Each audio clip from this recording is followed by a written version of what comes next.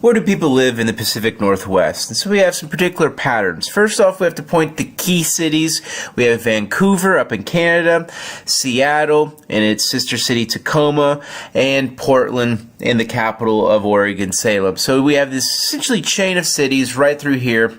And as I'll talk later in this chapter, it's referred to as the Silicon Forest, kind of as an indicator of this being an up-and-coming high-tech area that's competing with San Francisco, another part of Ecotopia there in Northern California.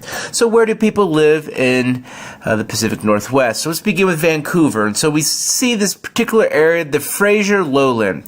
So one of the things we're going to see is anywhere where there's green in this particular map, there's showing terrain, meaning it's lowland areas, and then we can see rugged areas shown in brown and white. So these low-lying areas are where we're going to also find much of the population, but much of the origins of early settlement as well. So in the case of Vancouver, we can see it's right up here, and it's surrounding Greater Vancouver area in this low-lying area. Also, this is Vancouver Island. This is also part of Canada, and you can see how it has this rim right around the edge, and that's also this green area. And so anywhere we're going to see green, we're going to typically see people. And green meaning lowland areas. And so I'm also going to be referring to these different areas throughout the rest of this section, so that's also why I'm introducing certain key terms like the Puget Sound, which is overwhelmingly the area which we find Seattle's population. It's densely populated there, and a very narrow area in between the Olympia Peninsula and the Cascade Mountains. And so we have this low-lying area here, and we also have Tacoma.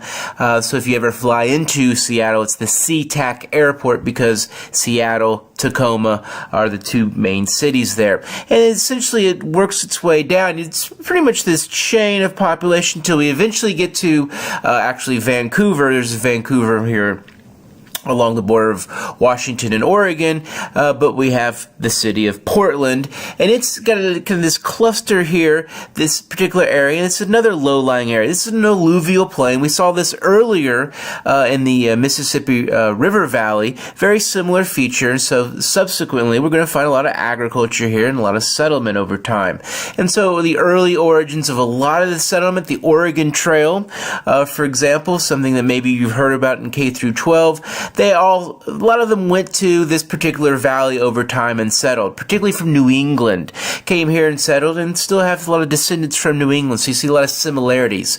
Very progressive, more liberal, also very highly educated, very environmentally conscious, but maybe also a little moody. In the core city there is Portland. So here we have the Willamette Valley, and its core city is Portland. And why is Portland important? It's kind of the confluence of the Willamette River, which comes right through the middle of this valley, and the Columbia River, which actually starts up there and works its way around. The Columbia River, which serves much of Washington, actually flows to Portland here. And so Portland's early prominence is the fact it's located here at the confluence, or where two rivers meet, the Willamette River and the Columbia River. And then here is the Columbia River Basin, this area that's very agriculturally productive. So just introducing you to the areas where people live, but also some key landform regions that I'm going to talk about here in the rest of this particular section.